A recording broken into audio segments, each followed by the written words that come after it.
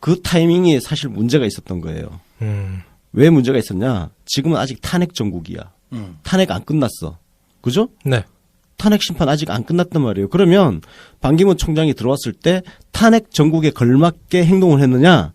전혀 아니었다는 거야. 박근혜 만나가지고 뭐 엄한 소리 하고 앉았지.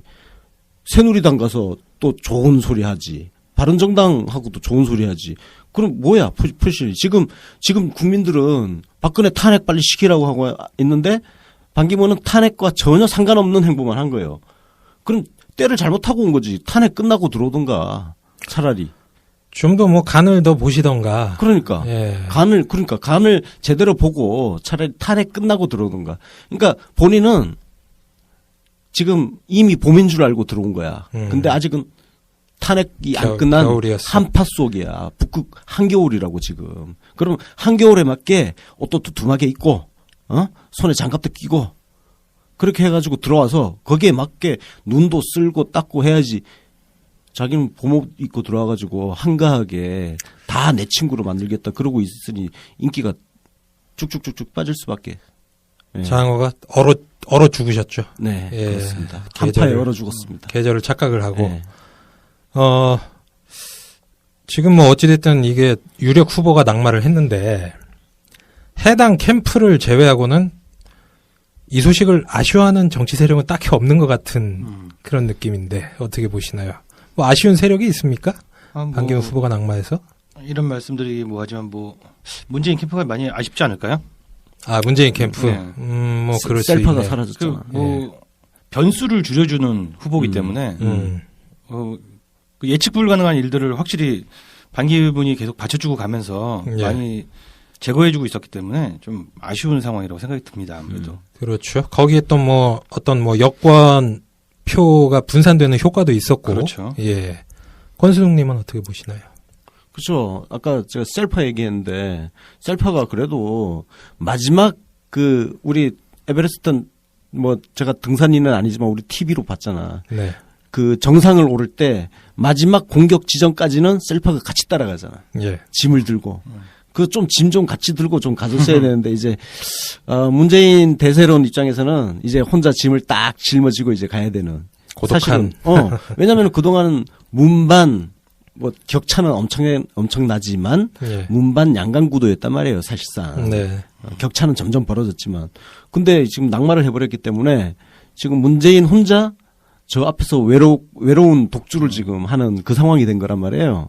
그러면 문재인 캠프 입장에서 조금 약간 기강 흐트러지거나 긴장의 끈을 놓치거나 뭐 이런 상황이 발생할 수 있죠. 예. 예, 그 부분에서 문재인 캠프가 오히려 지금 이 상황에서는 더 긴장을 타고 정상을 향해서 달려야 되는 시점이다. 네.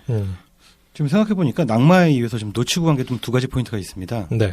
어쩌면은 가장 본질적인 이유일 수 있는데요. 그게 반기문의 그 가족 비리들 터지기 직전인 상황, 일촉즉발까지 와 있고요. 또 하나는 본인이 그 선관위에서 출마 자격을 재심사한다는 얘기가 지금 나왔어요. 아. 그러니까 이게 내일만 넘어가도 본의가 아닌 상태로 낙마 당하는 상황이 생길 수 있는 상황이기 그렇지. 때문에 지금 그 캠프에서도 알 수 없는 타이밍에 갑자기 낙마한 것이 아닌가 이런 생각 좀 해볼 수 그 있습니다. 선관위 얘기는 제가 들어보니까 네네. 뭔가 우리 그 황의전님의 어떤 마수가 느껴지는. 그래요.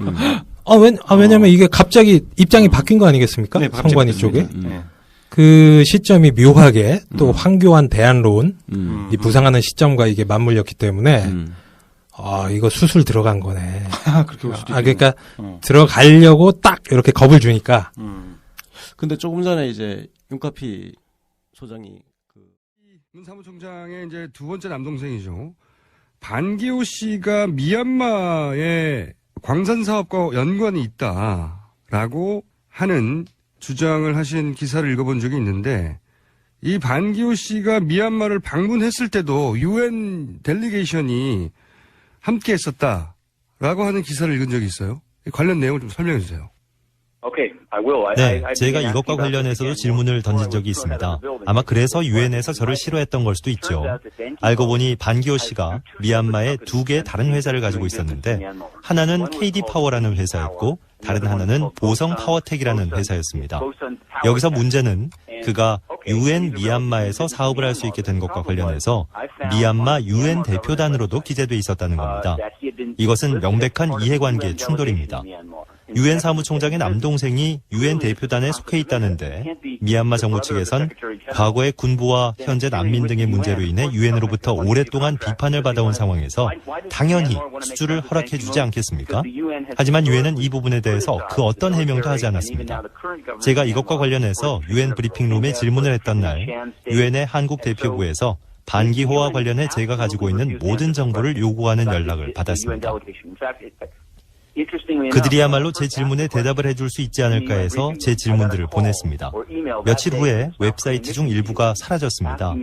다행히도 제가 웹사이트의 캡처본을 보관하고 있었지만 유엔의 한국 대표부가 반기문과 관련된 사건들을 덮는 데 도움을 주려는 것처럼 보였습니다.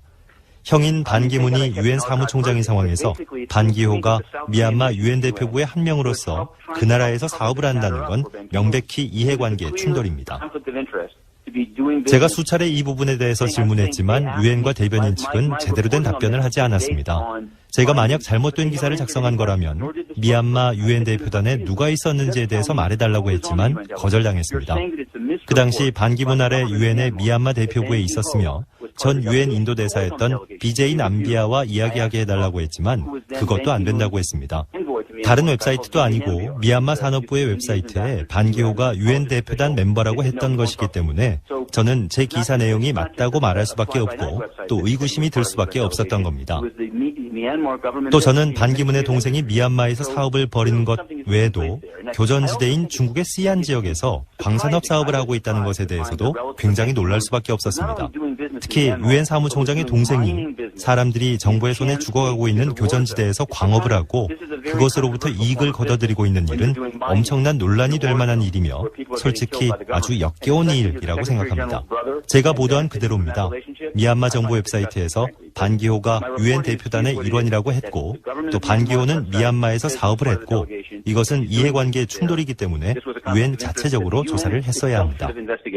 그러니까 여기서 핵심은 반기문 사무총장의 두 번째 동생 반기호 씨가 미얀마에서 사업을 했는데 그 사업을 위해서 미얀마를 방문했을 때 유엔의 델리게이션의 일원으로 미얀마를 방문했다고 미얀마 정부 홈페이지에 게재되어 있었다. 근데 그 사실을 가지고 유엔에 질문을 했더니 며칠 후에 그 홈페이지가 삭제됐다. 이런 얘기죠. 네. 근데 그러고 보면 사실 나 반기문 총장이 좀 불쌍하기도 해요. 예? 왜요? 왜 불쌍하냐면은 이 또 값싼 동정.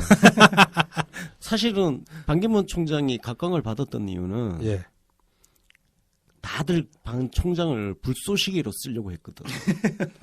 그게 불쌍한 거예요. 그런데 지지율이 점점 떨어지니까 예. 아무도 이제는 관심을 안 가지기 시작한 거예요. 예. 그죠? 박지원 국민의당 대표가 셔터문 거의 닫히고 있다. 막 이런 멘트부터 해서.